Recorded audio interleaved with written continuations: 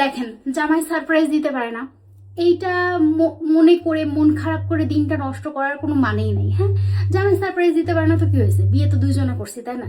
Surprise দুজনেই মানে যে কোনো একজন দিলেই হইলো।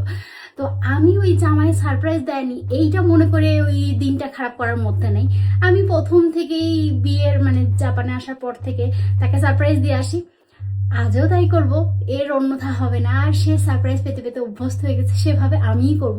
তো এতে আমার কোনো অভিমান নেই, কোনো মানে দাবি দাওয়াও নেই যে কেন আমার হাজবেন্ড করে না, কেন আমার হাজবেন্ড করে না। যেহেতু তার সংসার করতে আসছি, সো তার ভালো খারাপ মিলাই আমি। তো চলেন আজকে তাকে আমি সারপ্রাইজ দিই, এটা সবসময় হয়।